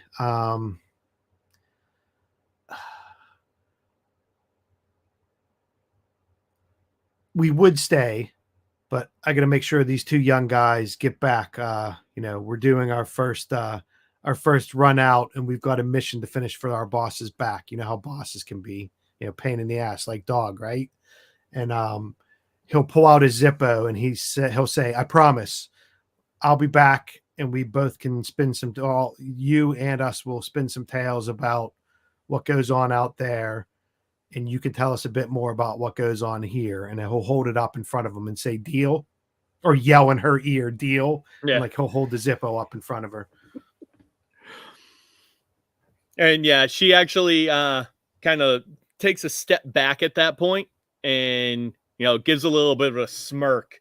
And then, one hand palm up, runs her other hand across it, and then sticks her hand out for you to shake it. Okay. And then I will shake her hand with my Zippo in my palm and, do the old magic trick, palm it off into her hand. Nice. and give her a wink and put my helmet back on. And once I put my helmet back on, I'll hit the comms and say, still got it. And then I'll click it off again. And yeah, so at that point, she'll put her helmet back on. She'll turn to a couple of people, give them a few signs, talk to them for a moment, and then the door to the opposite side of the wall here will slide open. And from the opposite side now, you can see it's basically just like a bunch of cable wire with some pulleys that they have like a small little generator engine hooked up to it. So, they flick it on, pulls the door open. And as you go through it, you kind of feel that same little surge of air. And as soon as you step out, Hux, your Geiger counter immediately starts going boop, boop, boop, boop, boop, boop, boop, boop, boop. Is it worse than before or in similar ranges? No, it's about the same. Yeah. Okay. But because there was none in like, thing, right? Yeah, exactly. Yeah. I just wanted to make sure like it wasn't 13 times the radiation that you were dealing with in there. Yeah. Yeah. Okay. I just want to make sure it wasn't like, oh, yeah, we let you out into the hot spot, but just don't stay there. Right. So I think he just says when the Geiger counter starts to ramp up, he's like, all right, we should go. We need to go. Lead the way. All right. And real quick, let's do a retroactive charm roll for Smokey. Beat a 4, but I'm gonna give you a +1 on this roll for slipping her the Zippo. Okay. 4, so 5. Hey, there you go. That's a yes. All right. So she leads you out and so this whole, the whole scrub is kind of built into the ravine of this river. And so she leads you down, and you see that there's kind of this haphazard staircase that's been built about a block down up the side of the ravine. And so she stops and kind of like puts a hand up and then reaches down onto the ground and draws out a super crude map. But basically you gather from, a couple of the symbols that she draws and everything, that she's giving you a general idea of kind of where to go to get back on track. And so we all saw that, right? Yes. Yeah. Okay. Oh yeah. She makes it super obvious. Oh, okay. Yeah. Yeah. Okay. So, I'll make sure, on the comm, I'll just, make sure I say to Huxley, may want to get a shot of that or remember it, because that may come in handy. And I'll give Lily a thumbs up. There you go. Actually, yeah, Hux, why don't you go ahead and give me an intelligence check and beat 3. Okay. I got a 5. Nice. All right. So yeah, you actually looking at it. So if you bring up your map, you're able to kind of like bring it over and almost overlay it slightly and scale it up, scale it down. Her stuff's not super to proportion. But you can generally be like, this is what you mean by this and this building and this, everything like that. So you can kind of get a general idea of where she's pointing you. And could the end be something like, and this is something that the folks in Ingram aren't familiar with? So like we found a new track, a new, like, not that you can't go anywhere, right? Like there's right. Yeah. nothing, but like, yeah, we absolutely. found a safe spot that kind of like, yeah. I mean, gets us to this area. Yeah, you had a general route plotted out originally, right? Mhm. And that route was destroyed by, these couple of buildings, dominoing and collapsing into each other and blocking the way. Right. So yeah, you now have information that can give them a new route around that area. Could that count as a point of intel, perhaps? Absolutely. Yeah. Nice. And then he would be thinking of, and not necessarily doing it now because we have to go, but thinking like, okay, well, we planned a route to go this way. Now we have this other route. Like, how can I sync this up on the map if people were going to come through here, if they didn't want to stop at, under the bridge? Right. What would be the way that we can get her? So like as a longer term project, that's something he would be sort of yes, noodling exactly. on. Yeah. So we'll actually call this is going to be specific intel because it only deals with this one area. Right. Yeah. So this is very specific intel because it has to do with traveling in this area. And either on your way back, or if you're able to gather, talk to a few other people once you get to your destination, or when you get back to Ingram and try to piece some other stuff together, you'll be able to attach the back half of this, or like, the front half of it to the original route. Okay, cool. And when Huxley notes that down, he puts in the margin underneath it. Zuchy said it place gave him the creeps.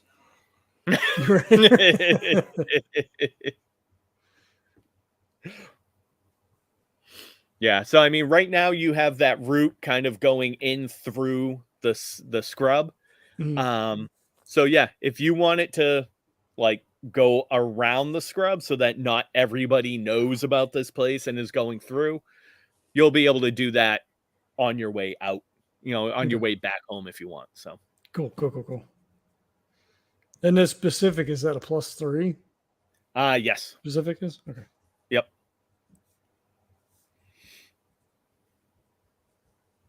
Nice. All right. So yeah, she kind of you lay up everything, and then she kind of gives you a wave and kind of steps back. So from that little bit of sign that we picked up, because you said it looks like this derivative of something else, right? So I'll just sign back roughly something that we'll be back, or we'll see you again, or something like that, just back to her. It may not, as long as I'm not telling her to get lost or anything. Give me an intellect check. Okay. Beat a 5, because you really haven't learned it before. You're just going off of what you might remember.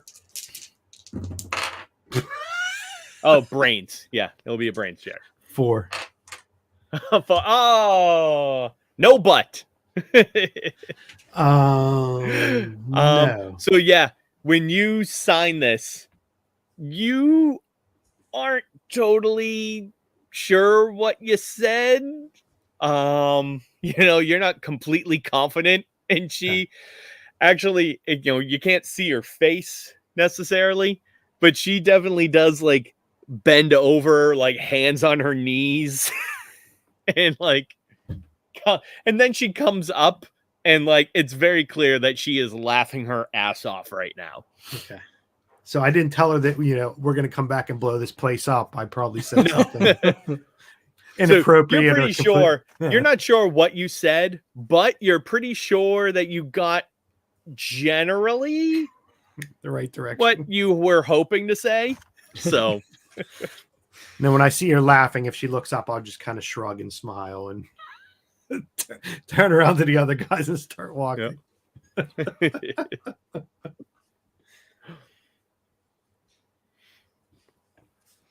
Yeah, I start running, I guess. Yep. Not running yet. You got to limber up first. You don't want to sprain anything. That would be you, old man. Yeah, Huxley. well, exactly. Huxley's too spry. He doesn't need it. Right? He's a young whippersnapper. Exactly. Okay.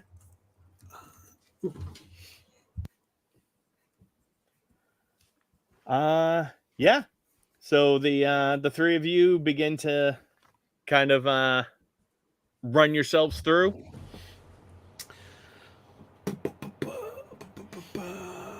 So you look like you have something you're thinking, Kevin. No. I'm trying to think. I don't want to metagame or anything, so I'm just trying to weave in some of the other stuff.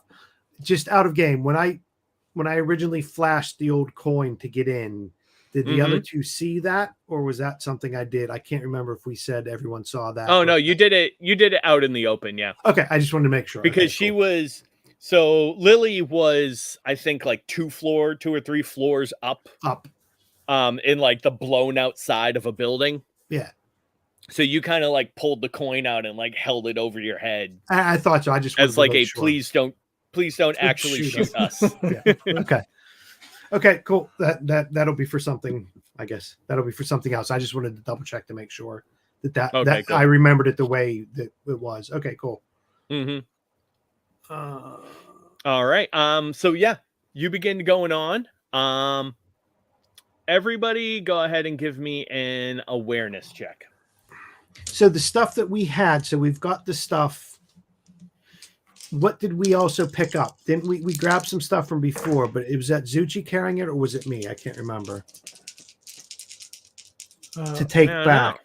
We have coal. I know I have my rucksack, so I have at least part of it, I would assume. Okay, but we didn't. I'm pretty sure Smokey took everything.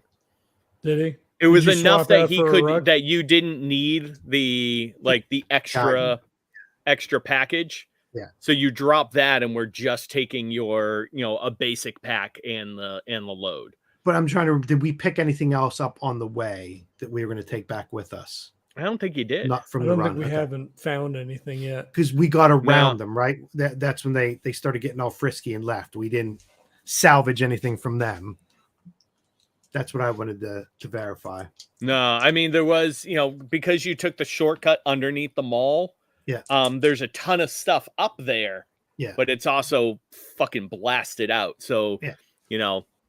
You'd need a little extra protection in order to actually go up there and do some scavenging. And so. the things we saw, we kind of skirted around them, so we didn't. Yes. Yeah. The porcupine. Yeah, the Zodiac. Yeah. Yep. Okay, cool. And what's our DL, Jesse? Let's go with a 4. Okay. I got pair of 5s. Oh, nice. 5. Dose. All right. So Hux and Smokey. Smokey. You haven't been running for all that, back on track for all that long, maybe 15, 20 minutes. When you're just kind of looking through and out of the corner of your vision, you see a drone up in the sky, probably a good 150 or so feet up. Does anybody else see that? See what? Obviously, There's a drone. It's way up there. Well, your side is better than mine. Can't see a damn thing up there. Mr. Smokey, do you see it? Yeah, I do, and I'm kind of trying to look up to see if I can. Well, it's pretty high up, right? 150 feet. Yeah. Trying to think, can I see which way? And Zuchy, at that point, you hear a whine in your suit almost. And it sounds, actually give me a brains check. Do you have mechanics or engineering or electronics or anything like that? No, why would I? I do. So just give me a straight up brains check. All right. Beat a 4. Okay, I got a 6. Hey, that's a yes and. So you actually know that the sound that you're hearing is power loss to one of the actuators in your suit. And I know where it's coming from, or what's causing it. Yeah.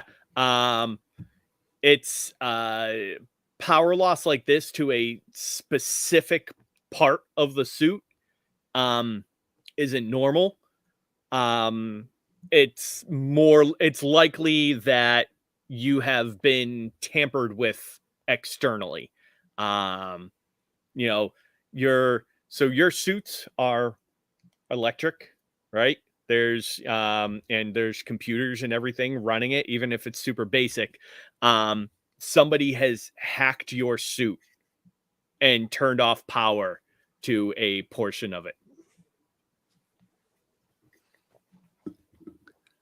So right now your speed is actually going to drop by half until you can solve this. Well, screw you, Jesse. All right, let's see. Where am I at? My speed is 3. So what do I make that? A 1.5? Yeah, basically. Okay. We'll round up to a 2. But yeah. But yeah, Huxley, it drops you fairly significantly right now. Yeah. Huxley shakes his fist in the air and says, "Trey!" Yeah, so you'll be running, and Hux and Smokey will see the drone, and then all of a sudden, Zuchy just drops back from the two of you. Someone's messing with my suit. It must be the drone. What do we do? Does anybody have anything that can target and take out that drone? I mean, Huxley shrugs and pulls out the pistol. Yeah, so short doesn't mean 150 feet, right? Oh, for the range? Range, yeah. Uh, You can try to take a shot at it.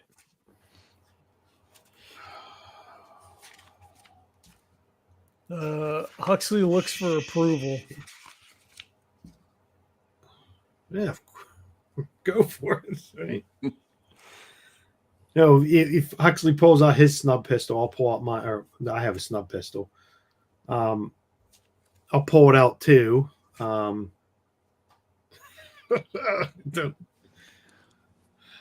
Well, I don't. God, now I don't even know what to say. Well, if you're gonna take a shot, I think we should just take a shot and then just book it. Yeah, I mean, I circle back around to try to help you along. Like I have like one arm around, like, you know, an injured person, right? Like trying to help you to move faster. Mhm. And then in the other hand, he's just kind of like waving the pistol as we're running. So are we doing? Does runners use range bands? How are we handling distances? Yeah, basically. Okay, so I'm assuming I'm short realizing would be it's something that I have to put in the rules. sure. But yeah, it's basically like melee, like close range, then short, medium, long. Okay. So we'll say this is 150 feet, Gotta be probably. long, right? Let's say medium at least. yeah, I would say yeah, let's say it's long range. It's like on the inside of long range, but yeah, long. Okay. I mean, Huxley has no sense of that, right? So like he would just pop Right, off yeah. a shot, right? Because Well, even you can understand, like, what, you have a pistol, right? yeah. Mm, So, like, I mean, you've trained with it, so you understand, like, this is farther than I've tried to shoot with this thing, but we'll see. I have no skill in firearms at all. Oh, really? He has So not. neither do I. I mean, maybe, right? But like, maybe like right before we started to run, right? Like, this is the pistol. Right, this exactly. is how it works. And he's like, oh, Yeah. okay. Like, but yeah, I'll take a right because like, So if it's, we'll say hitting it, because I mean it's a drone and it's not actively trying to evade you or anything like that. So the DL will be a 2, but you're shooting at a -2. okay. And then is there a range modifier as well, or is that? Well, that's is what. that the Yeah. So that's -2? what. So normally it would be a 2, but you'll do a -1 for each part outside of the range. So the pistol is a short range weapon, and so you're taking a -1, -2 for trying to shoot at long range. Okay. Yeah, I'll give it a shot. Do I get a minus because we're running? I would think you would stop to shoot at it. I wouldn't you? would assume that you're like at least like planting yourself for a moment to try to get the Okay. unless you want to try to do it on the run. I mean, If you want to do it on the run, then you're going to take another -1 to it. Yeah, because I don't know that Huxley would think about it, right? Like we have to get Zuchy to move, Zuchy to move, Right. So like he's kind of helping him along and just takes the pistol out and takes like a wild shot. All right. Yeah. So you're trying to hit a DL2, but you're at a -3. Okay. I got 2 6s and a 5. No way. So that's a 3. That's a yes. Oh shit. So That's awesome. So he's got his left arm around Zuchy. He's like, come on.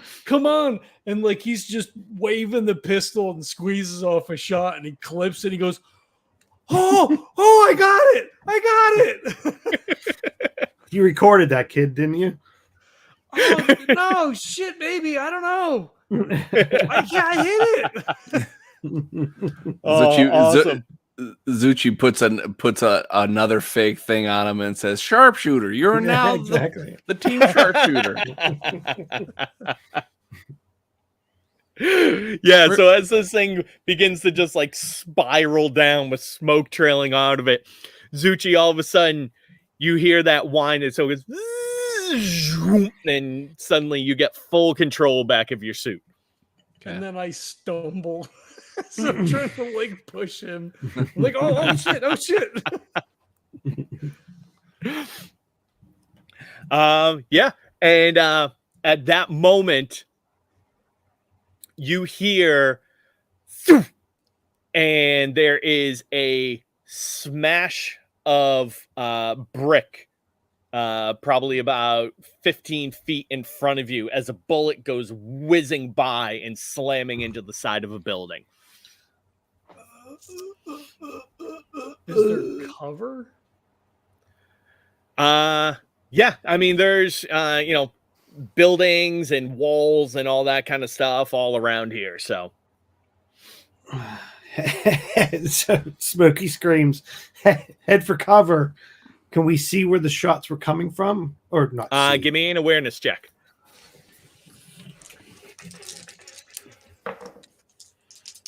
6. 5. 4. Nice. 3, 2, 1. Yeah. Those are all yes ands. So the three, do you go for cover first?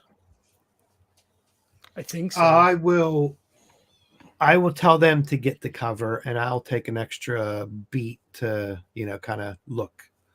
I will not go to cover. Huxley's in cover. We're being shot at. All right. Well, so in that case, because Huxley's going for cover, I'll say that you're able to get a general view of like as you like turn, like you give a look really quick over your shoulder, and you can see that there are 2 people in runner suits. Probably about like 10 meters off. Or they And they're like trailing you, like running right behind you before you like dive behind like a broken down wall. Do I get the sense that they're dark gray with blue stripes? You kind of got like a blackish, like a dark gray black look to them. Okay. But your vision at that point was kind of shaky, and you panicked and you just jumped. Yeah. So we'll he does say get on with thumbs, though. Oh, go ahead. Then he says, that might be those guys that you were talking about, Mr. Zuchy. You guys should get into cover. And yeah, Zuchy and Smokey, you're able to see, you kind of turn around and face them, and you see very clearly. Now they have their helmets on, but from the coloring of their suits, and you can't see their backs, but the patterning of the stripes on their arms, these are definitely the 2 guys that you saw back under the bridge. And so real quick, Hux, I'll count your and as you being able to jump and find cover. So you right now are perfectly safe. Zuchy and Smokey. Zuchy, what's your and? So they're coming right at us? Yes, they are. Okay. And you can see that one of them has like a little rifle that he's pulled out that he was aiming at you with. Okay. The and is I'm going to wait for the opportune time for them to get close enough, or if they stop, I'm going to find the opportune time to kick that thing right out of that fucker's hand. Perfect. All right. So I'm going to give you a +1 on the on your attempt to do that if he gets close. Smokey.